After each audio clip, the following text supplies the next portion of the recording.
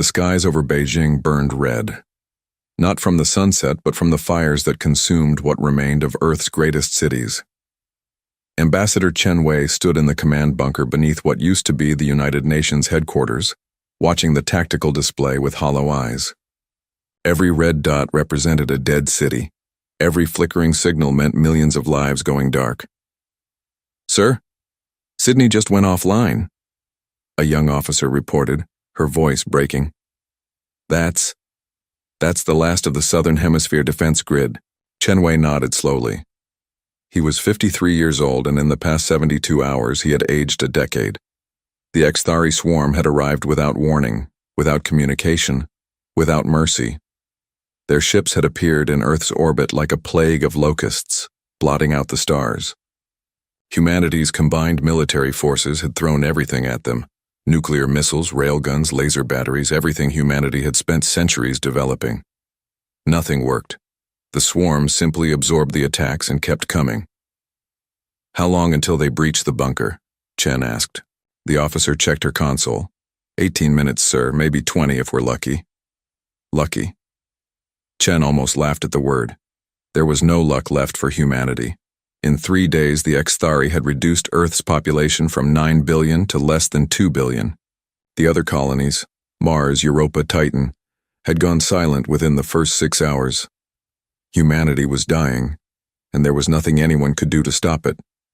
"Sir," another officer shouted, her eyes wide, "we're detecting new signatures, dozens of them appearing at the edge of the solar system."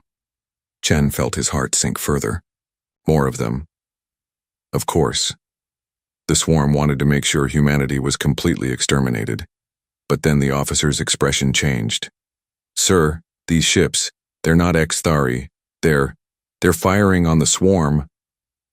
The command center erupted in confused shouts and frantic activity. Chen pushed his way to the main display and stared. New ships had indeed appeared, and they were unlike anything in human records. Elegant vessels that seemed to shimmer with impossible colors, moving with grace that defied physics. And they were destroying the swarm. Energy weapons unlike anything humanity had ever seen cut through the Xthari ships like a hot knife through butter. The swarm vessels that had shrugged off humanity's nuclear weapons were being torn apart. Within minutes, the skies over Earth began to clear. The burning city still smoldered, but the attack had stopped. "We're receiving a transmission," the communications officer stammered. "Audio and visual. They're speaking English." "Put it through," Chen ordered. The main screen flickered, and a face appeared. It was humanoid but clearly alien. Tall, with skin that seemed to shift between blue and silver. Large eyes that held wisdom and kindness, and features that reminded Chen of classical sculptures. Beautiful and serene. "People of Earth," the being spoke, its voice melodious and sad. "I am High Chancellor Vormis of the Velkara Confederacy. We detected the Xthari incursion into your system. We are deeply sorry we did not arrive sooner. We have driven them away, but—" The Chancellor paused, and Chen saw genuine sorrow in those alien eyes. "But the damage to your world is severe. Your species stands on the edge of extinction. We offer you our protection, our aid, and a place in the galactic community. You need not face the darkness alone anymore." Chen Wei felt tears rolling down his face. Around him, the command center had gone silent. Then someone started crying, and then someone else, and within moments the entire bunker was filled with the sounds of humanity's relief and grief mixing together. The Velkara ships descended to Earth like angels. They brought medical technology that seemed like magic, healing the wounded with devices that knit flesh and bone back together. They brought food synthesizers that fed the starving billions. They brought construction equipment that rebuilt in days what would have taken humans years. But more than that, they brought hope. 6 months after the attack, Chen Wei stood in the new assembly hall on the outskirts of what used to be Geneva. The Velkara had rebuilt it first, saying that humanity would need a place to gather and heal. He was no longer just an ambassador. He had been elected as humanity's primary representative to the Velkara Confederacy. High Chancellor Vormis stood before him, along with representatives from a dozen other species. The Cathar, who looked like crystalline beings made of living gemstone. The Drovak, massive creatures covered in fur and kindness. The Solari, beings of pure energy contained in humanoid forms. And others, species Chen was still learning about. The Treaty of Preservation, Vormis said gently, holding up a holographic document that glowed with soft light. It is our standard agreement for species who join the Confederacy under protection status. We understand this is a difficult time, and we do not wish to pressure you, but the galaxy is dangerous. The Xthari are not the only threat in the darkness. Chen read through the treaty, his staff and advisors around him doing the same. The terms were clear and, on the surface, generous. Humanity would be given a new world, a planet called Kepler 442b, by human designation, to be renamed New Terra. The Velkara would terraform it, making it perfect for human habitation. They would provide technology, education, and resources. They would protect humanity from any external threats. In exchange, humanity would accept certain limitations. They could develop civilian technology freely, but military technology would be restricted. Nothing beyond basic system defense. No weapons capable of destroying planets. No fleets larger than what was needed for patrol and police duties. Humanity would be members of the Confederacy, but junior members, protected, but not equal. It's for your own good, Vormis explained, his tone kindly. Young species often destroy themselves with weapons they are not ready to wield. We have seen it happen too many times. The Confederacy has stood for 20,000 years because we limit military development to only the most mature species. You will be safe, and in time, perhaps a few thousand years when your species has matured, these restrictions can be lifted. Chen looked at his advisors. They all wore the same expression. What choice did they have? Earth was a ruin. 2 billion survivors couldn't rebuild a civilization that could defend itself, not against threats like the Xthari. Without the Velkara, humanity would die. Maybe not today, maybe not tomorrow, but soon. We accept, Chen said, his voice steady. And we thank you for your mercy. Vormis smiled warmly. The Confederacy protects its own. Welcome to the family of civilized species, humanity. The treaty was signed. Humanity's fate was sealed. The colony ships were magnificent. The Velkara had provided transport for all of Earth's survivors, along with genetic samples and cultural archives of everything humanity had ever created. The journey to New Terra took 3 months, but it felt like traveling in a luxury cruise ship rather than a refugee convoy. Young Captain Sarah Okonkwo walked through the observation deck of the transport ship Horizon, watching the stars stream by at faster-than-light speeds. She was 28 years old, one of the youngest survivors of Earth's defense fleet. She had watched her entire squadron die fighting the Xthari, their weapons barely scratching the enemy ships. Beautiful, isn't it? A voice said beside her. Sarah turned to see a Velkara standing there. This one was younger than the Chancellor, with skin that shimmered more green than blue. Yes, she admitted. I've never seen FTL travel before. Our ships could barely reach Mars in a reasonable time. I am Kelvar, the alien said. I am a cultural liaison. I help new species adapt to Confederacy life. You are Captain Okonkwo, yes? One of your military officers? Former military officer, Sarah corrected. There's not much military left to be an officer of. Kelvar's expression became sad. I am sorry for your loss. The Xthari are a great evil. We have fought them for millennia. They destroyed 3 species before we learned how to drive them back. But you didn't destroy them? Sarah asked. No, Kelvar admitted. The Confederacy's principles do not permit genocide even against a species like the Swarm. We contain them, drive them back to their home regions, and guard against their return. It is not perfect, but it preserves our moral integrity. Sarah bit back her first response. Moral integrity hadn't saved Earth, but these people had saved what was left of humanity, so she kept her thoughts to herself. New Terra was paradise. The Velkara had not lied about that. The planet was slightly larger than Earth, with vast oceans and continents covered in forests and plains. The air was clean, the water pure. The Velkara had even adjusted the day-night cycle to match Earth's 24 hours. and seeded the planet with Earth-compatible plants and animals cloned from the genetic archives.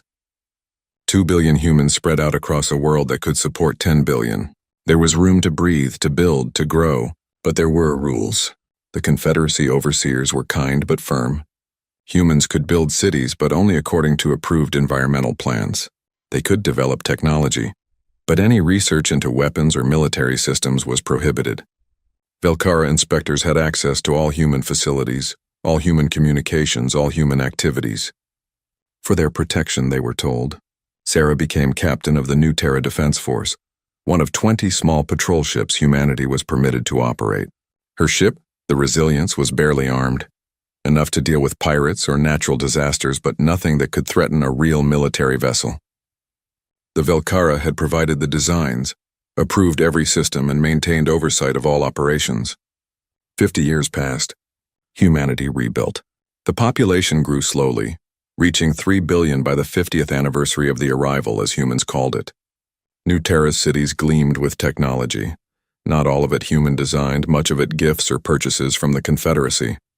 Human children learned not just their own history, but galactic history, learning of the dozens of species that made up the Confederacy. Ambassador Chen Wei was long retired, watching his grandchildren play in the gardens of New Terra's capital. His grandson Marcus had joined the Defense Force, following in the tradition of the Chen family.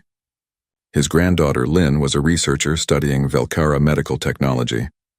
But Chen Wei was old now, 83 years of age, kept alive by the Velkara medical advances that had doubled human lifespan. And sometimes, late at night, he wondered if humanity had made the right choice. They were safe.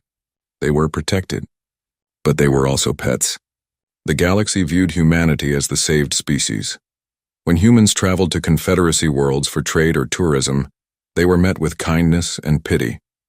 Other species saw them as the poor creatures who had nearly gone extinct, now kept alive by Velkara charity. Some were genuinely kind, others were condescending, but none saw humans as equals. Captain Sarah Okonkwo, now 78 years old and still commanding the Resilience thanks to the same medical technology, sometimes felt the weight of it. Her ship patrolled New Terra's system, dealing with the occasional smuggler or lost freighter. Real threats? The Velkara fleet handled those, always arriving before human ships could even be called. One evening, she sat in her ready room reviewing old records from Earth, combat footage from the Xthari invasion. She had watched it 1,000 times, studying every moment, every tactic. What had the swarm done? How had they adapted? What weapons had worked, even slightly? It was against regulations to study military history too deeply. The Confederacy discouraged it, saying it was unhealthy for species to dwell on violence. But Sarah couldn't help herself. Something in her mind kept picking at a thought she couldn't quite voice. Humanity had been helpless against the Xthari because they had been unprepared. The Velkara had saved them because they were prepared. The difference between extinction and survival was knowledge and strength. And right now humanity had neither. Her door chimed. "Enter," she called. A young officer stepped in, Lieutenant Marcus Chen, grandson of the ambassador. He was 35, bright, and one of the best tactical minds in the Defense Force, which admittedly wasn't saying much given their limited scope. "Captain," he said, "I've been running some simulations, training scenarios. I wanted your opinion." "What kind of simulations?" Marcus hesitated. "Hypothetical defensive scenarios. If the Confederacy wasn't here, if we had to defend ourselves, I know it's not really necessary, but I wanted to understand our capabilities." Sarah looked at him for a long moment, then smiled slightly. "Show me." As Marcus pulled up his tactical displays, showing imaginary battles and defensive strategies, Sarah felt something stirring, a thought that had been growing in her mind for 50 years. Humanity had been given mercy when they were weak, but mercy that came with chains was still chains no matter how golden, and somewhere, in the depths of her military mind, Sarah Okonkwo began to wonder, what would it take for humanity to stand on their own again? Not as protected children, but as equals. The thought was treasonous. The thought was dangerous. The thought would not leave her alone. Outside her viewport, the stars shone bright and beautiful, and somewhere in that vast darkness, threats still lurked. The Velkara protected humanity from them, kept them safe and secure in their comfortable cage. But cages, no matter how comfortable, were still cages, and humanity had never been good at staying caged for long. The emergency beacon screamed across the Confederacy's communication network at exactly 0347 hours, New Terra Standard Time. In the command center of the Defense Force headquarters, alarms began wailing. Captain Sarah Okonkwo, now 80 years old but still sharp as the day she signed up, was on duty when the message came through. Captain, the communications officer's face had gone white. It's from the Velkara outer monitoring stations. The Xthari swarm. They're back. Sarah felt ice water flow through her veins. 52 years. 52 years since the swarm had nearly exterminated humanity. Reports had come in over the decades of skirmishes in far sectors, but nothing major. The Confederacy had assured everyone the swarm was contained. Show me, she ordered.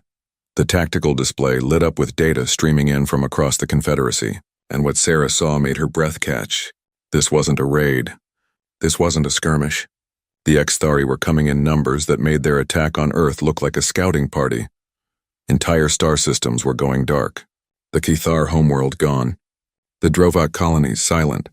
The outer rim of Confederacy space was collapsing like dominoes, and the swarm was accelerating, moving toward the core worlds with terrifying speed. Within 3 hours, Ambassador Chen Lin, granddaughter of the original ambassador, was summoned to the Confederacy Council. She took a shuttle to the orbital station where the council met, her mind racing. The young woman was 40 years old, smart, and had spent her entire life in diplomacy. But nothing had prepared her for what she saw when she entered the council chambers. Panic.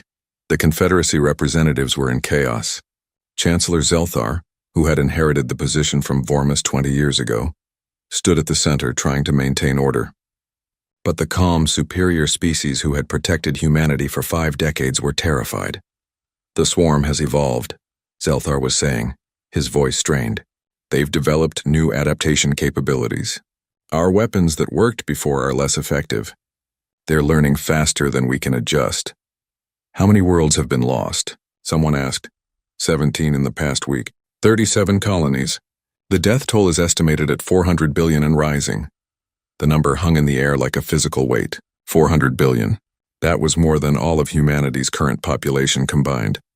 Wiped out in a single week, Zelthar's eyes found Ambassador Chen. Representative Chen, I am afraid we must discuss New Terra's evacuation procedures.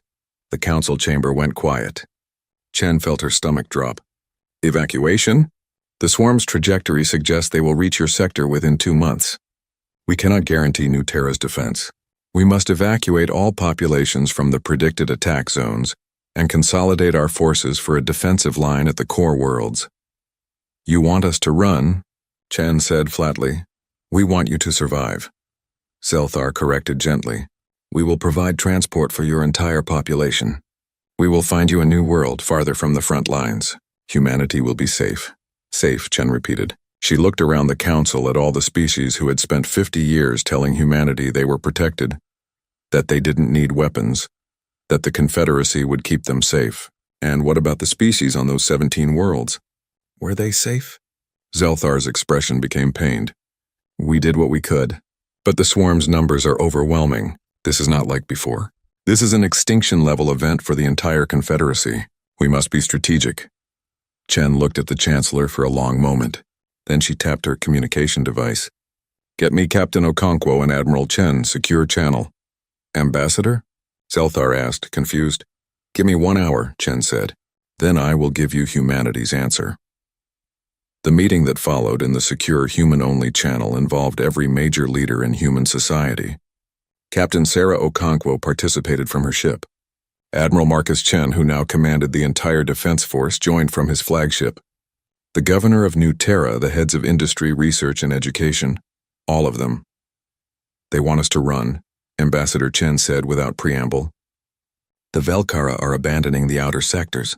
They want to evacuate us and pull back to a defensive line. And if we refuse? Governor Richards asked. Then we're on our own against the swarm, Sarah said. Just like Earth was 52 years ago. Not quite like Earth, a new voice said. Everyone turned to the holographic image of Dr. Yuki Tanaka, head of Human Research Division. The elderly woman smiled slightly. We've been busy these past 50 years. Admiral Marcus Chen nodded slowly. It's time then. Time to show them what we've been doing. Ambassador Chen looked at her cousin. Marcus, if we do this, there's no going back. The Velkar will see it as betrayal, breaking the treaty. The treaty was to keep us safe, Marcus replied. Right now they're admitting they can't keep us safe. The treaty's already broken. They just don't want to admit it. One by one, the human leaders voted. It was unanimous. Ambassador Chen returned to the council chamber exactly 1 hour later. Chancellor Zelthar and the other representatives waited expectantly. The Chancellor smiled kindly. We have prepared evacuation schedules. We can begin transporting your people within... No, Chen said simply. The chamber went silent. Zelthar blinked. I'm sorry? Humanity declines evacuation, Chen said clearly. We will not run. We will fight, the chamber erupted in shocked voices.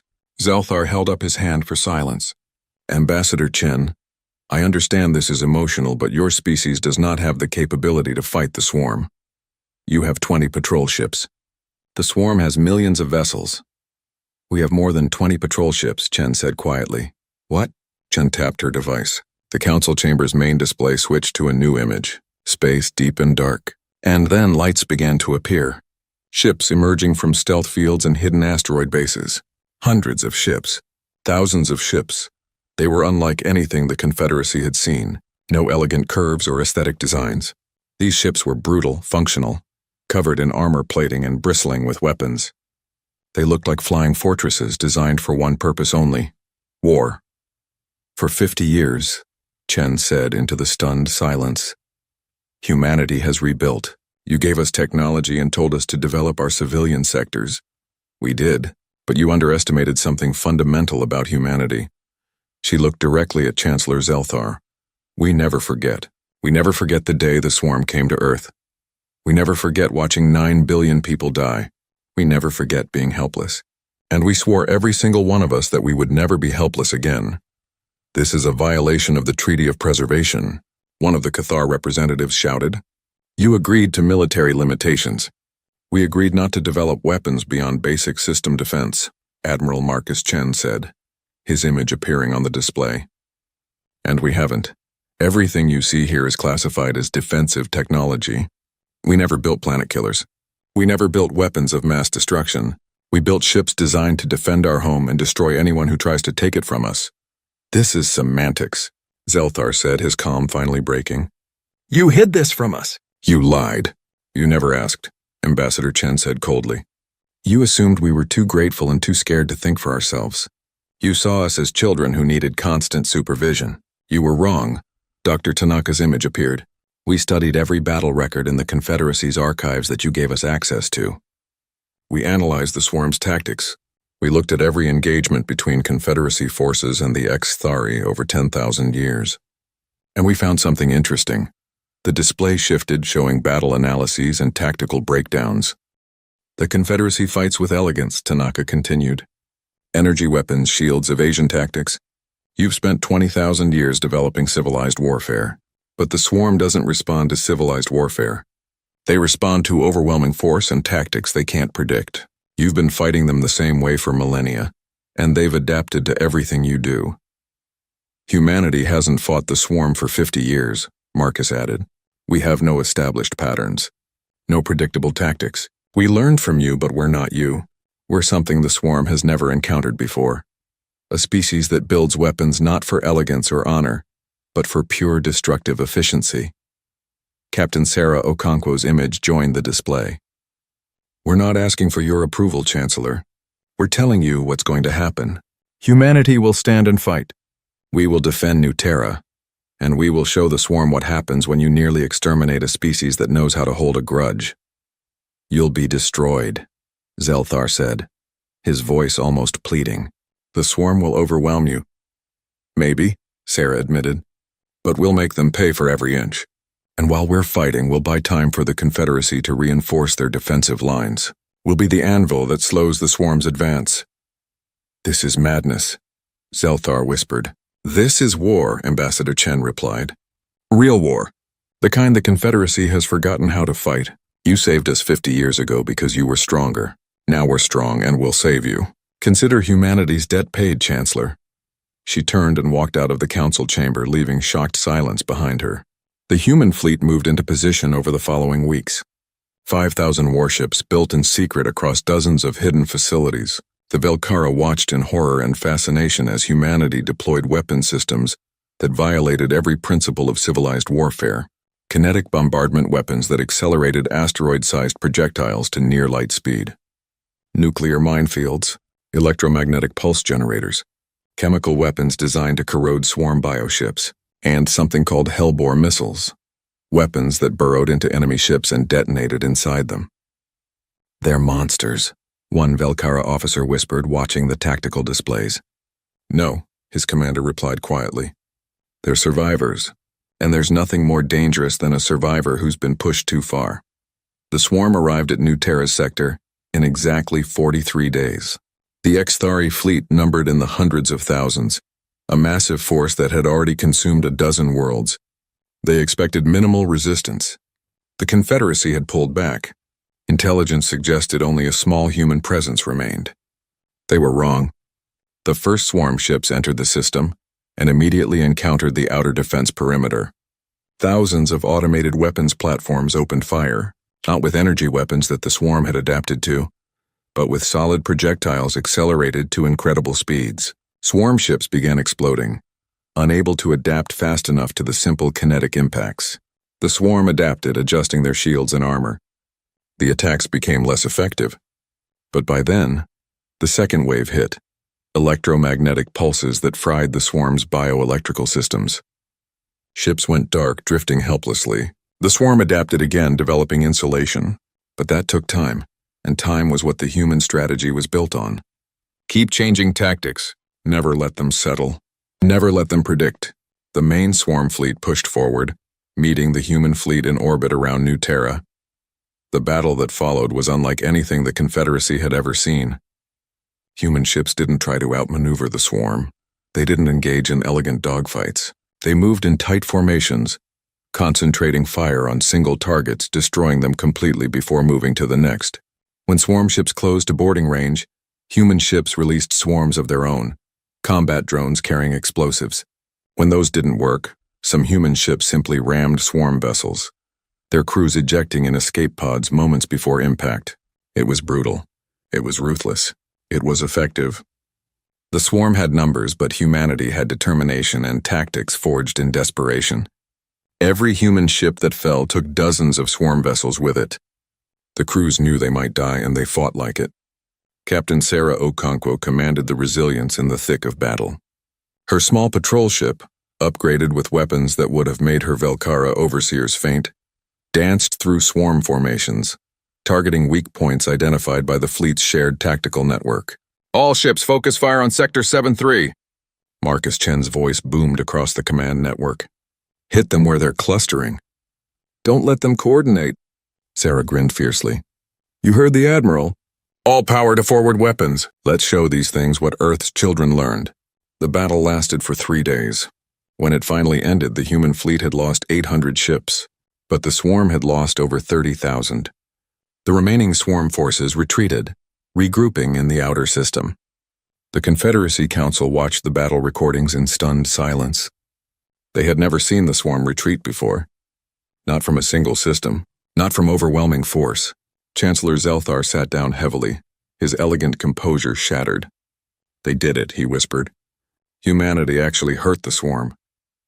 Ambassador Chen appeared on the communication screen, her face tired but determined. "This isn't over, Chancellor. The swarm will adapt to what we did here. They'll come back stronger. But we proved something important." "What?" Zelthar asked.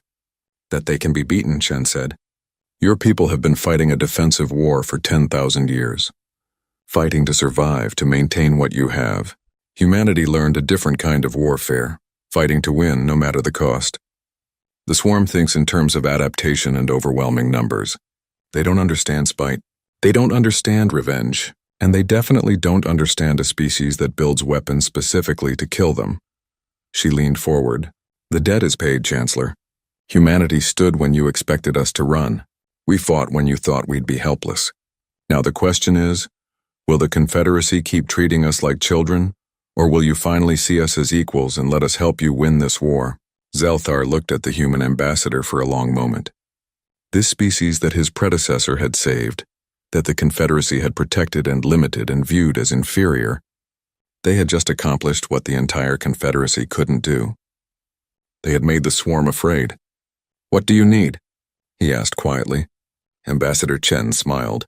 "Access to your military networks, full intelligence on swarm movements, and most importantly, stop trying to make us fight your way. Let us fight our way." "Your way is savage," one of the council members objected. "Uncivilized." "Yes," Chen agreed without shame. "And it works. You can keep your honor and your elegant warfare. Humanity will do what's necessary. We've already lost our homeworld once. We won't lose another." The vote was close, but it passed. Humanity was granted emergency military autonomy and access to Confederacy intelligence. The war had changed. The swarm had awakened something they didn't understand. A species that remembered being prey and had sworn to never be prey again. And in the darkness of space, human ships began hunting. The war room on New Terra buzzed with activity 24 hours a day. Admiral Marcus Chen stood at the central holographic display, watching colored dots represent the greatest conflict the galaxy had seen in 10,000 years. Blue for Confederacy forces, red for the swarm, and green for humanity's fleet. 3 months had passed since humanity revealed its hidden strength. 3 months of constant battle across a dozen star systems, and the green dots, Marcus noted with grim satisfaction, were pushing forward while the blue dots held defensive positions. "Admiral, we're receiving reports from the Epsilon front," Commander Rodriguez said, pulling up new data. "The swarm attempted to flank our position using the asteroid field. Captain Kim deployed the minefield strategy. Enemy casualties estimated at 4,000 ships. Our losses? 70 ships. Captain Kim's flagship was damaged but survived." Marcus nodded. 70 ships for 4,000. The mathematics of war were brutal, but humans had learned to calculate survival in cold numbers. The Velkara fought to minimize casualties. Humanity fought to maximize enemy losses. It was the difference between species that had known peace for millennia and a species that remembered extinction. "Admiral Chen," another voice called. It was Chancellor Zelthar's image appearing on the communication screen. "We need to discuss your fleet's tactics at Epsilon." "What about them?" Marcus asked, not looking away from the tactical display. "Your ships use civilian freighters as decoys," Zelthar said, his voice strained. "When the swarm engaged them, you detonated them remotely." "This is effective," Marcus interrupted. "The freighters were unmanned, remote-controlled. They drew swarm ships into the kill zone exactly as planned. 0 friendly casualties, massive enemy losses. It's deceptive. It violates the principles of honorable warfare." Marcus finally turned to look at the Chancellor. "Honorable warfare is why you've been losing for 10,000 years. The swarm doesn't care about honor. They care about consuming everything in their path. We give them what they understand. Death." Zelthar's expression showed pain and frustration. Over the past 3 months, this conversation had happened dozens of times. The Confederacy's military commanders were horrified by human tactics. Humans fought dirty. They used tricks, traps, and tactics that civilized species had abandoned millennia ago. But humans won. "The Council is concerned," Zelthar said more quietly. "Some members are questioning whether humanity is becoming as monstrous as the swarm." Marcus felt anger flash through him but kept his voice level. "The swarm destroyed Earth. They killed 9 billion of our people. They left our survivors homeless and desperate. You saved us and we're grateful. But don't mistake gratitude for weakness. We know what we're doing, Chancellor.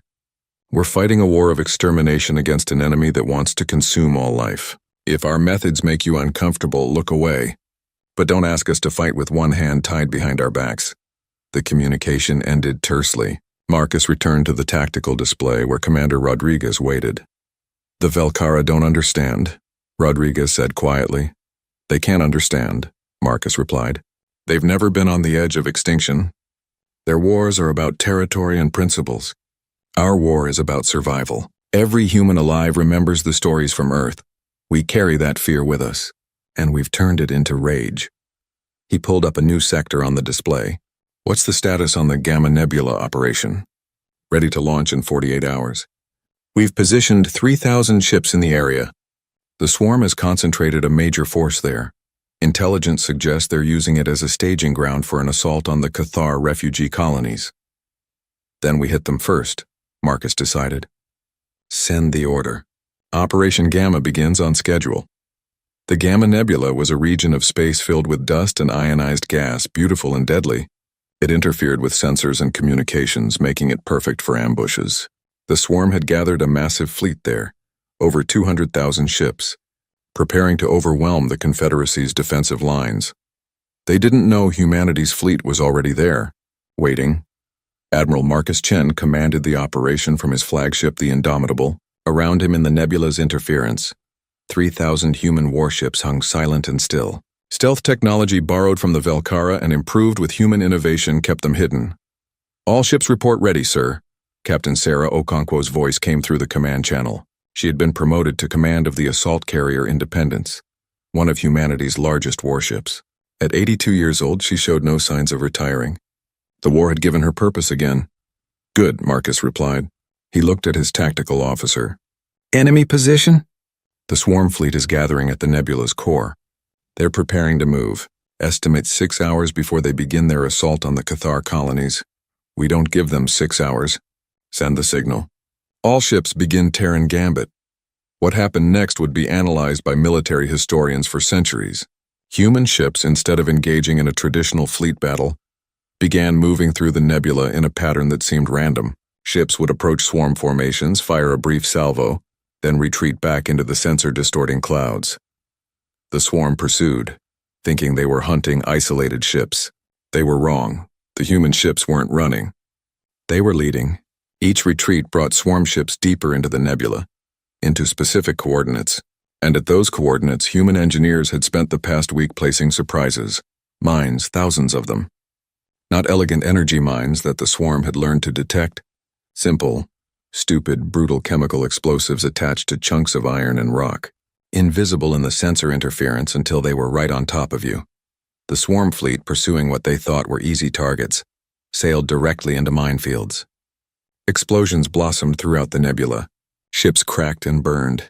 The swarm tried to adapt, to pull back, but human ships were suddenly everywhere, cutting off retreat paths, driving them deeper into the trap.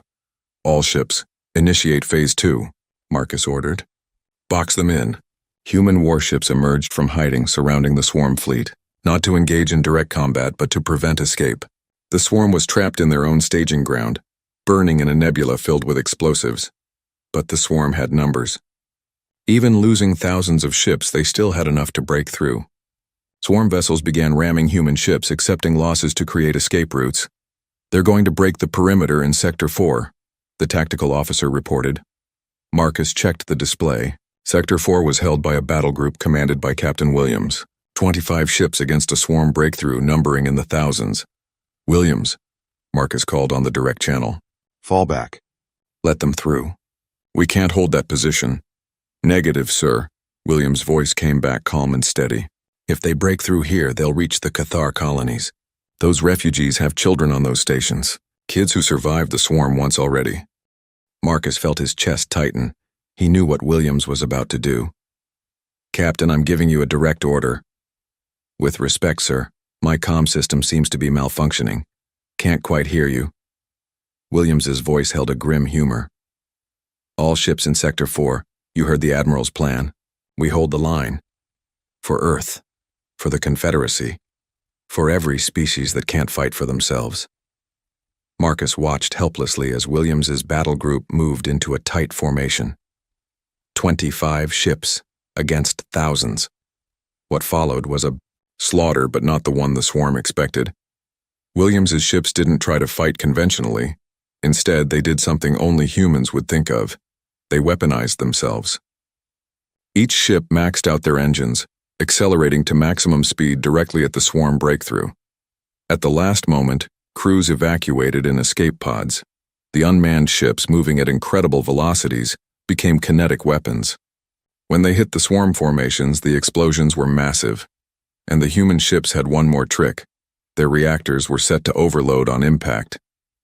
25 ships became 25 nuclear detonations in the heart of the swarm fleet.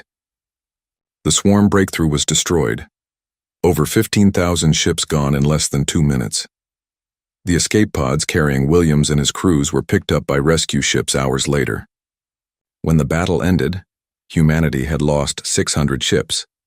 The swarm had lost over 120,000. The remaining swarm forces retreated, abandoning the Gamma Nebula entirely. The Cathar colonies were saved. The Confederacy Council called an emergency meeting. When Admiral Marcus Chen's image appeared, he was surprised to see not just military commanders, but civilians, scientists, philosophers, religious leaders. Admiral Chen, Zelthar began, what your forces did at the Gamma Nebula was unprecedented. We won, Marcus said flatly. The Cathar colonies are safe. The swarm lost their staging ground, that's what matters. At what cost? A Solari representative spoke up, her energy form flickering with emotion. We watched the recordings. Your ships, they turned themselves into bombs. They sacrificed themselves. And their crews survived, Marcus pointed out. Captain Williams, and every single person in his battle group made it back alive. Their ships were just tools. We used them to achieve victory. You're treating war as if it's only about victory, a Drovak elder said, his massive form hunched with age. War should be about achieving objectives while preserving life and honor. Marcus felt his patience snap. Honor? Honor? Where was honor when the swarm killed 9 billion humans? Where was honor when they consumed the Cathar homeworld? You want to talk about honor while species are going extinct? You're becoming the very thing we fight against, the Solari pressed. Violence without restraint, warfare without mercy. No, a new voice said. Everyone turned to see Captain Sarah Okonkwo's image appearing. With respect, you're wrong. The swarm kills for consumption. They destroy because it's their nature. Humanity kills for survival. We destroy because it's necessary. There's a difference. Is there? Zelthar asked quietly. Yes, Sarah said firmly. Because when this war ends, we'll stop. We'll put down our weapons and go back to building. The swarm will never stop. That's the difference between a soldier and a monster. Soldiers fight when they must. Monsters fight because they enjoy it. And do you enjoy it? The Solari asked. When you destroy swarm ships by the thousands, do you feel satisfaction? Sarah was quiet for a moment.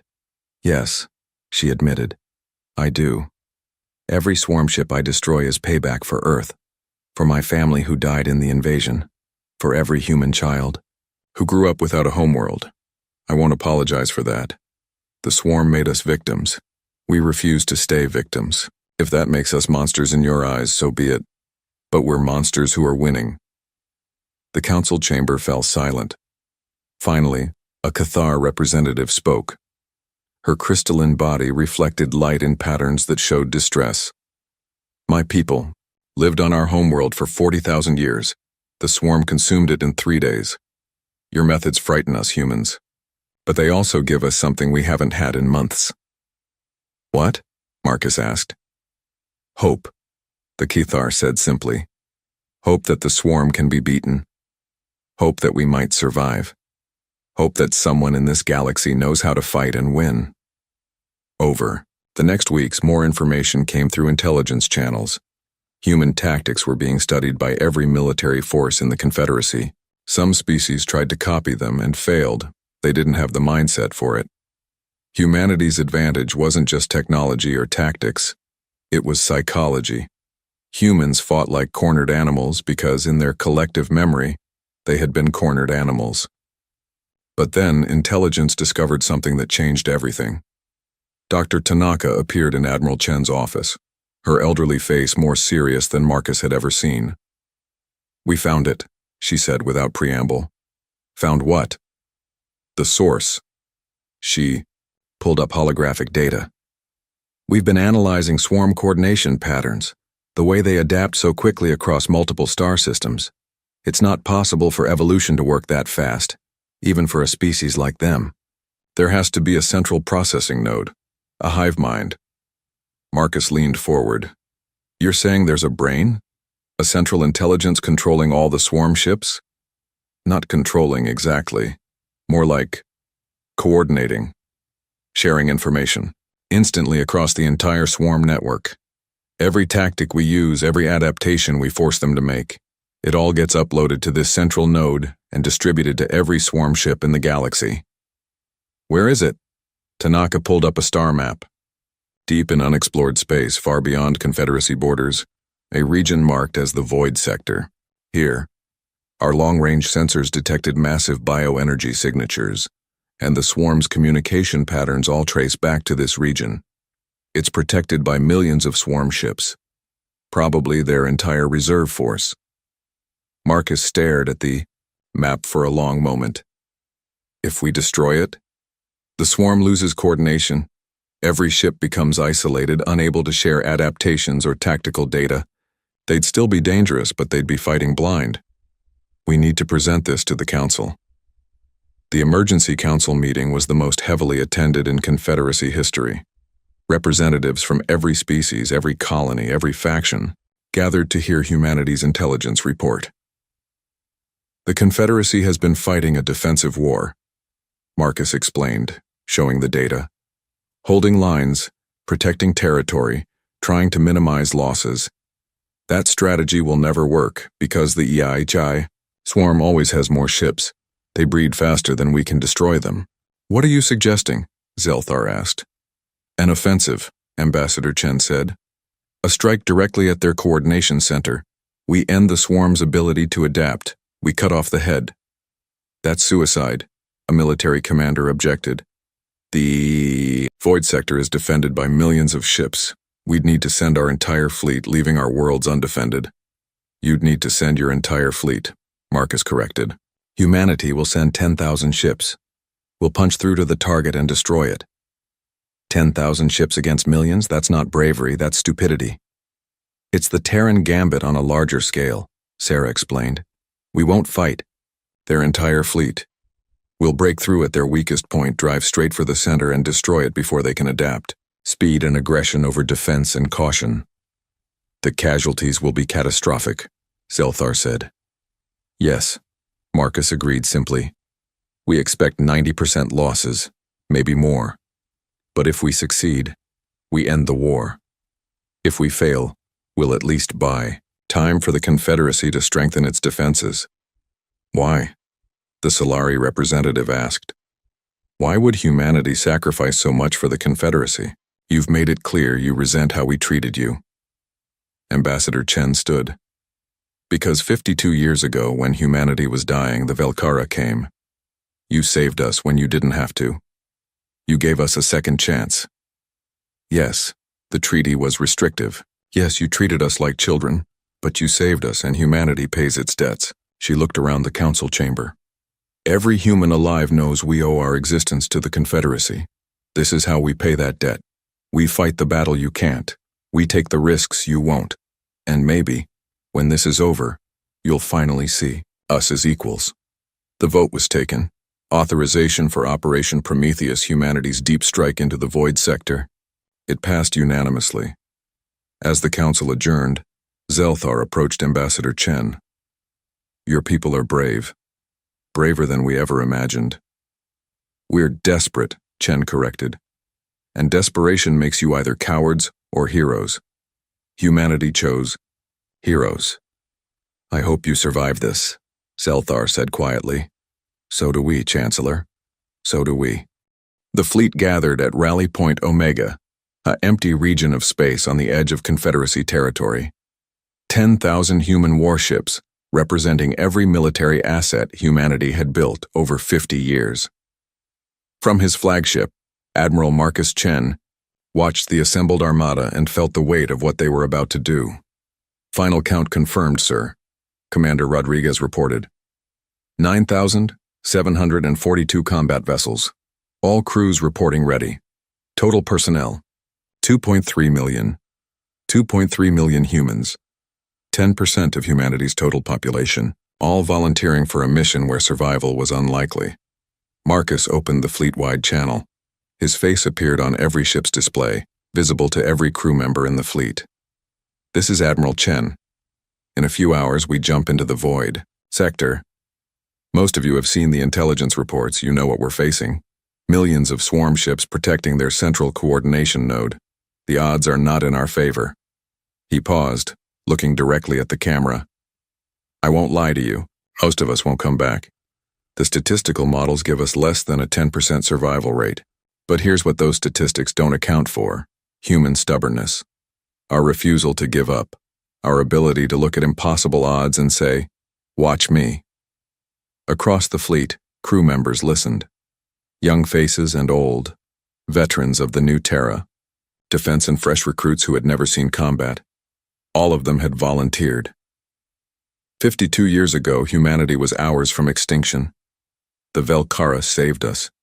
They gave us a future when we had none. Today, we pay that debt. But more than that, we fight for every species in this galaxy that can't fight for themselves. We fight so no one else has to watch their world burn. We fight because someone has to, and we're the only ones crazy enough to try. He smiled slightly. Earth may be gone, but Earth's spirit lives in every one of you. We don't quit, we don't surrender, and we sure as hell don't go quietly. All ships prepare for jump. For Earth, for New Terra, for the Confederacy. Let's go kill a hive mind. The fleet jumped. The transition to the void sector took 6 hours. When the human fleet emerged from faster-than-light travel, they found themselves exactly where they intended, at the outer edge of swarm territory, and the swarm was waiting. Sensors detecting swarm contacts, the tactical officer reported, his voice tight. Initial count, 300,000 ships. Correction, 500,000. Correction. I get it, Marcus interrupted. There's a lot of them. Expected. All ships, tight formation, diamond wedge pattern. We're not stopping to fight. We're punching straight through.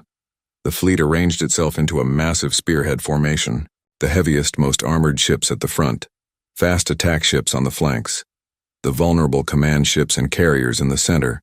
They began accelerating, building speed toward the heart of swarm territory.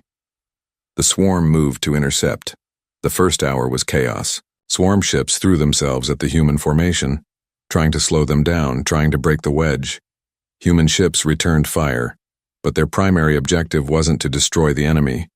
It was to keep moving forward, taking heavy fire on the port flank, Rodriguez reported.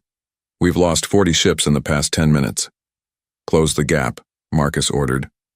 All ships, maintain formation. Do not break formation to pursue targets. It went against every instinct, watching swarm ships fly past, being unable to chase them. But the mission required discipline.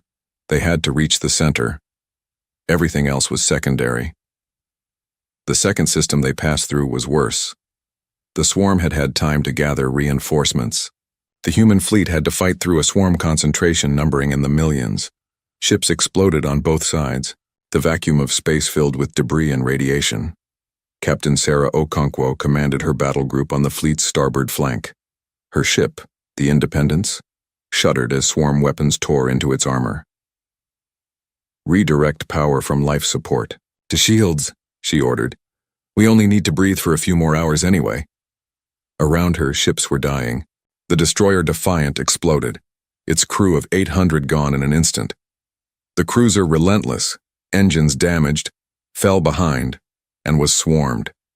Sarah forced herself to look away. There was no time for grief. Only the mission mattered. Ma'am, we're detecting a swarm bio-titan approaching, her tactical officer reported. Mass equivalent to a small moon. Sarah pulled up the visual. The swarm bio-titan was massive, a living ship the size of a city, covered in weapons and armor that had evolved over millennia. It was moving to block the fleet's path. All battle group ships focus fire on that thing, Sarah ordered. Hit it with everything we have. 20 human warships concentrated their fire on the bio-titan. Nuclear missiles, kinetic rounds, energy, weapons, everything humanity had developed. The bio-titan's armor buckled and cracked, but it kept coming. It's not enough, someone said. Sarah made a decision. Independence to all nearby ships, I'm going to ram it. When I do, hit the impact point with everything you have. The explosion should crack its armor. Captain, that's an order. Sarah. Finished. Evacuation shuttles launch now. All non-essential personnel abandon ship. The Independence's crew scrambled to the escape pods. Sarah stayed on the bridge with a skeleton crew, all volunteers who refused to leave their captain. The ship accelerated, its engines screaming, but then another ship cut across their path. The heavy cruiser Thunderchild, commanded by Captain Williams, the same Williams who had survived the Gamma Nebula. "Not today, Captain Okonkwo." Williams's voice came through. "You're too valuable to this fleet. Thunderchild will take this one. All crew, evacuate. This is my last order." "Williams, no," Sarah started. "Already done, ma'am. Tell my kids I was thinking of them. Thunderchild out."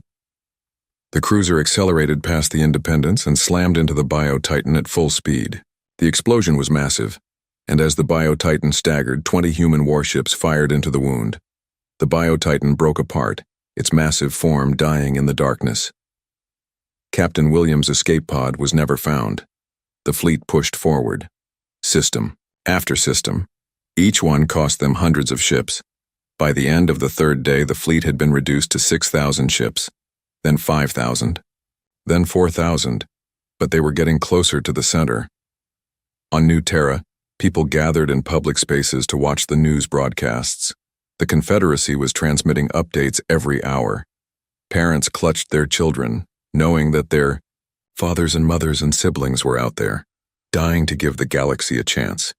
Ambassador Chen stood in the assembly hall, watching the tactical displays with other government officials. Beside her, old Ambassador Chen Wei, now over 100 years old and kept alive by medical technology, sat in his wheelchair. "We're losing so many," Chen Lin whispered. "They knew," the old ambassador replied quietly. "Every person on those ships knew. They went anyway. That's what makes them heroes." On the fourth day, something unexpected happened. The Confederacy fleet arrived. Chancellor Zelthar's flagship, the Eternal Light, dropped out of FTL along with 5,000 Velkara and allied vessels. They positioned themselves at the edge of the void sector and began engaging the swarm forces that were chasing the human fleet. "Chancellor," Marcus said in surprise when the communication opened. "What are you doing here? Your orders were to defend the core worlds." Zelthar's face showed determination. "We watched your progress. We watched you fight and die for a mission we approved but didn't support with our own blood. That ends now. The Confederacy does not let its members fight alone." "This isn't your fight," Marcus said. "Humanity made it our fight when you chose to stand with us," Zelthar replied. "When you refused to run. When you decided that our survival mattered as much as your own. We will not let you die alone, Admiral Chen. The Confederacy fleet will hold this position and keep the swarm occupied. You get to the center. You end this." Marcus felt emotion choke his throat. "Thank you, Chancellor. Thank us by surviving. The galaxy needs humanity's courage." The Velkara fleet engaged the pursuing swarm forces, buying the human fleet time. It was a desperate battle. Elegant Velkara ships fighting with tactics they had refined over millennia, now fighting alongside the brutal efficiency of human warfare. The two styles complemented each other, the Velkara holding the line while human ships broke enemy formations. The human fleet, now down to 3,000 ships, pushed into the sixth system. And there, at its center, was the target. The hive construct. It was massive beyond comprehension. A structure the size of a small moon, but organic. Biological architecture that pulsed with energy. Billions of neural pathways visible on its surface, glowing with bioluminescence. This was the brain of the swarm, the coordination center that had made them nearly invincible for millennia, and it was protected by millions of swarm ships. "All ships," Marcus broadcast. "This is it. Final push. Diamond formation. Maximum speed. We're going right down their throat." The fleet accelerated. 3,000 ships against millions. The mathematics were impossible, but humanity had stopped caring about mathematics somewhere around day 2. The battle that followed was indescribable. Human ships fought with everything they had, knowing this was the last stand. Crews who had served together for years died together. Ships that had survived since the construction bays on New Terra met their end in the void sector. But they kept pushing forward. 2,000 ships. 1,000. 500. We're not going to make it, Rodriguez said quietly, watching the tactical display. Marcus looked at the screen. The hive construct was still too far away. They were losing ships too quickly. At this rate, they'd be wiped out before reaching strike range. He made his decision. All ships, this is Admiral Chen. Plan Alpha is no longer viable, switching to Plan Omega.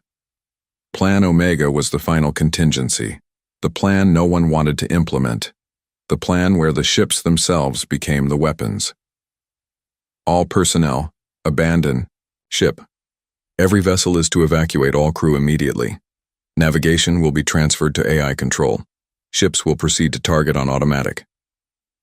Across the fleet, crews scrambled to escape pods.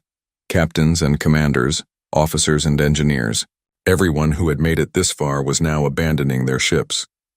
The vessels that had carried them across the void sector were about to become missiles. Sarah Okonkwo stood on the bridge of the Independence for the last time. Her crew had already evacuated. She was alone, ready to transfer control to the AI. "You've been a good ship," she said quietly, placing her hand on the command console. "Better than we deserved. Make this count." She left the bridge and entered her escape pod. Around her, hundreds of other pods were launching, carrying the last survivors of Operation Prometheus away from the battle. The AI-controlled ships formed a new formation. Tight, compact, every vessel aligned perfectly. They accelerated to maximum speed, then beyond. Emergency power was rerouted to engines. Reactors were pushed past safety limits. The ships began to glow from the heat, and they aimed directly at the hive construct. The swarm tried to stop them. Millions of ships converged, firing everything they had. Human vessels exploded by the dozens, by the hundreds. But there were still enough. 500 ships became 400, then 300. But 300 was enough. The human fleet, now unmanned and moving at velocities that would have killed any crew aboard, slammed into the hive construct. The impacts alone were devastating. Ships moving at relativistic speeds, each one carrying the kinetic energy of multiple nuclear weapons. But humanity had one more trick. Every ship's reactor was set to overload on impact. 300 nuclear detonations across the surface of the hive construct, all happening within seconds of each other. The biological structure, evolved over millions of years, simply couldn't withstand it. Cracks appeared, spreading across the surface. Neural pathways burned out. The bioluminescence flickered and died. And then the hive construct exploded. The shockwave expanded through the system, destroying everything nearby, swarm ships, debris, everything. The escape pods carrying the human survivors were far enough away to avoid the blast, but they felt the impact, saw the flash of light that marked the swarm's death. Across the galaxy, every swarm ship suddenly stopped. The coordination was gone. The shared intelligence was severed. Millions of swarm vessels hung in space, suddenly alone, suddenly unable to adapt or coordinate or even understand what had happened. The Confederacy fleet, still fighting at the edge of the void sector, watched in amazement as the swarm simply stopped fighting. Ships that moments ago had been attacking with perfect coordination now drifted aimlessly, their actions random and confused. "Target destroyed," Marcus Chen broadcast from his escape pod, his voice hoarse. "Hive construct is gone. Mission accomplished." On New Terra, in the assembly hall, people erupted in cheers and tears. The news spread across the Confederacy at light speed. The swarm was broken. The war was effectively over. But the cost was staggering. Of 10,000 ships that had entered the void sector, only 347 escape pods were recovered. Some crew members had been lost when ships were destroyed before evacuation. Others had been caught in the final blast. Many had simply disappeared in the chaos of battle. 2.3 million humans had entered the void sector. Only 82,000 survived. Chancellor Zelthar stood on his bridge, watching the recovery operations. Around him, Velkara ships were collecting human escape pods, giving medical aid, doing everything they could to save the survivors. "They actually did it," his second-in-command whispered. They sacrificed 96% of their force and still completed the mission. Zelthar nodded slowly. They are humanity. They endure. They persist. And they pay their debts in full, no matter the cost. He opened a channel to all human escape pods. Survivors of Operation Prometheus, this is Chancellor Zelthar. The Confederacy is bringing you home. You have won the war. The swarm is broken. The galaxy is safe because of what you did here. The debt is paid, and now the Confederacy owes humanity more than we can ever repay. In his escape pod, Admiral Marcus Chen closed his eyes and allowed himself to weep. For the friends lost, for the crews that would never come home, for the incredible, terrible, glorious thing they had just accomplished. The war was over. Humanity had paid its debt, but the price would echo through the generations. The journey home took 2 weeks. The Confederacy fleet escorted the human survivors every light year of the way, treating the escape pods like precious cargo. Medical ships attended to the wounded. Supply vessels provided food and comfort. And every species in the Confederacy sent messages of gratitude and respect.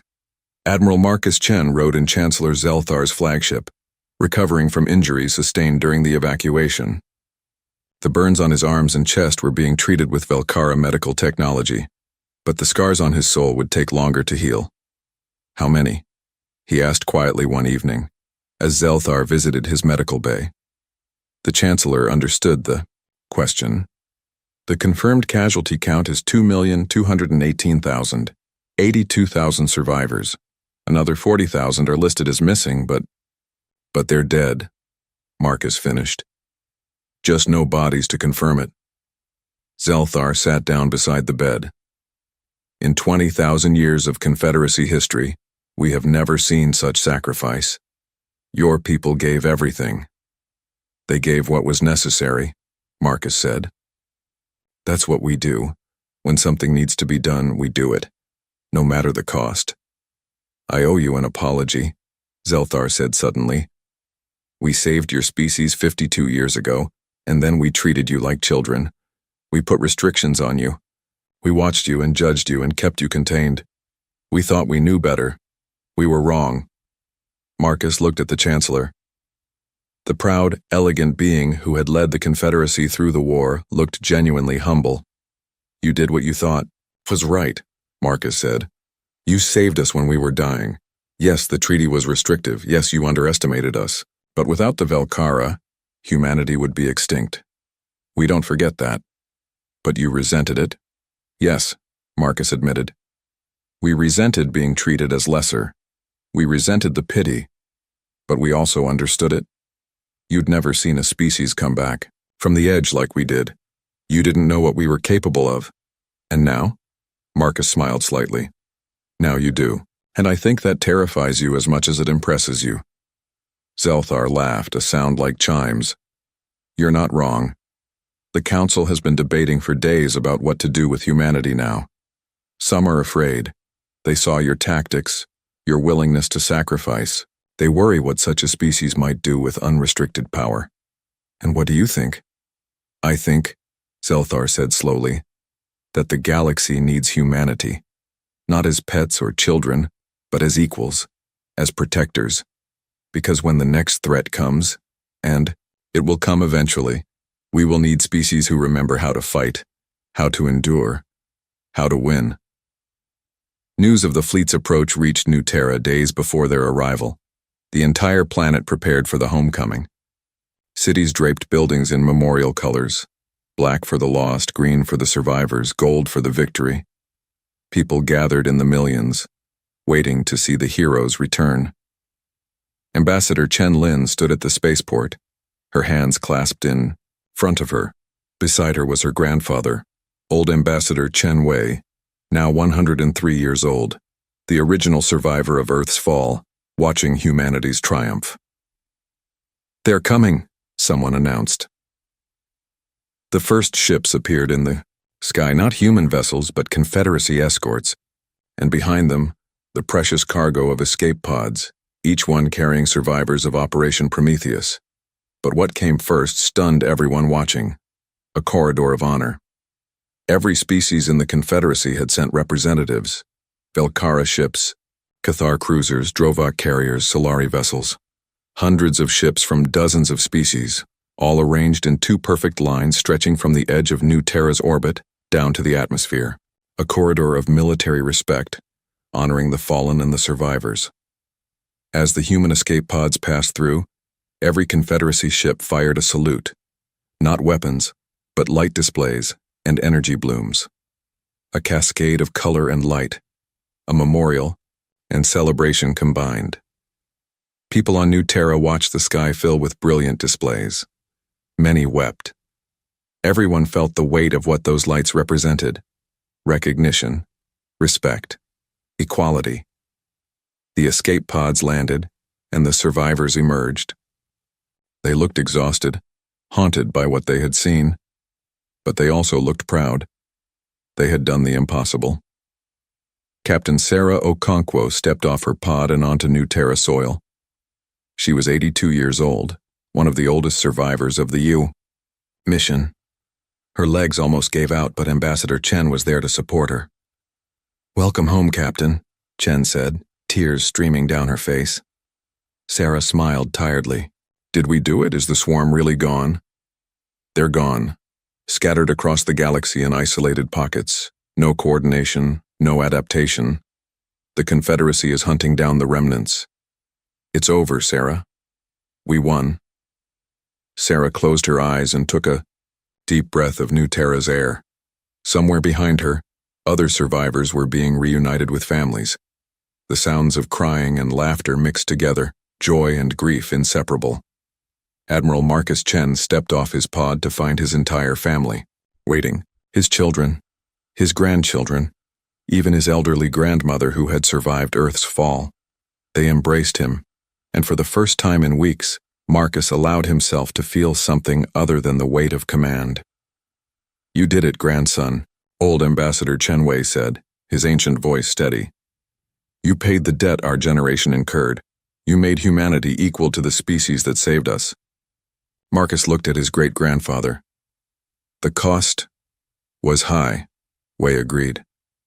"But worth it. Freedom always costs. Respect always costs. You paid in blood so that humanity could stand tall. Never forget the price, but never regret it either." 3 weeks later, the Confederacy Council held a formal session. Every species was represented, and for the first time in history, the chamber was packed beyond capacity. Everyone wanted to witness this moment. Chancellor Zelthar stood at the center. "We are gathered to address the matter of humanity's status within the Confederacy. 52 years ago, we accepted them as protected members under the Treaty of Preservation. That treaty no longer reflects reality." He gestured to Ambassador Chen Lin, who stood representing humanity. "The Treaty of Preservation is hereby dissolved. Humanity has proven themselves beyond any doubt or measure. They fought when we could not. They sacrificed when we hesitated. They saved not just themselves, but every species in this chamber." At the memorial, an elderly woman placed flowers at the base of the black stone monument. She was the great-granddaughter of one of the fallen, a child born after the war, who had never met her ancestor but carried their legacy. A young Velkara officer stood beside her, also paying respects. "My grandfather served with the fleet that escorted humanity home," he said. "He told me stories about the human survivors. He said he had never seen such courage." The human woman smiled. "My great-grandmother's last message before the battle was simple. Tell my family I love them. Tell the galaxy we fought for them. That's who we are. We fight for those who can't." "And the galaxy is grateful," the Velkara said. "We learned from humanity, not just how to fight, but why to fight. What's worth defending?" They stood together. In silence, two representatives of species that had once been savior and saved, now simply friends. Above New Terra in orbit, a joint patrol flew past. Human warships flying alongside Velkara cruisers, Cathar scouts, and Drovak carriers. Mixed crews, combined tactics, shared purpose. On the lead human ship, the destroyer Remembrance, a young officer named Chen, great-great-grandson of Ambassador Chen Wei, stood on the bridge. Beside him was his co-commander, a Velkara named Kelvarson, grandson of the cultural liaison who had first welcomed humanity.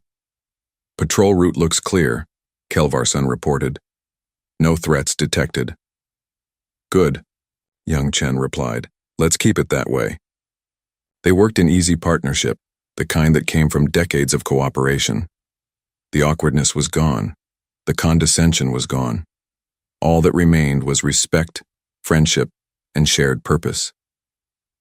In the officers' lounge, crew members from 6 different species played cards and shared stories. A human engineer taught a Cathar pilot an Earth card game. A Drovak medic shared food from his homeworld with curious humans. A Solari navigator helped a young human learn advanced mathematics. This was the future humanity had bought with blood. Not just survival, but belonging. Not just existence, but purpose. On New Terra, at the memorial, the sunset painted the sky in shades of gold and red. The names on the black stone monument gleamed in the fading light. 2,218,000 names, 2,218,000 sacrifices. But those names had meaning. They had bought peace. They had earned respect. They had transformed humanity from a species on the edge of extinction to the defenders of an entire galactic civilization. The inscription at the monument's base reflected the sunset's light. They were saved by mercy. They repaid it with sacrifice. The debt is eternal. The friendship, everlasting. Below it, someone had placed fresh flowers. They placed flowers every day, a tradition that would continue for generations. Because humanity never forgot. The debt was paid, but the memory was eternal. And in the stars above, human ships flew, alongside their allies ready to defend the galaxy they had saved, not as the saved species but as equals, as friends, as the shield of the Confederacy. The galaxy had stood silent before humanity's might, and then it had stood together, united by sacrifice, strengthened by friendship, protected by those who knew the true cost of freedom.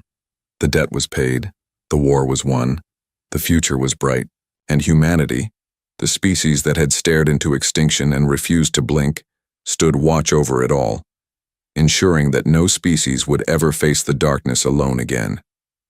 The galaxy learned that day, and every day after, that humanity never forgot a debt, and when they paid it in full.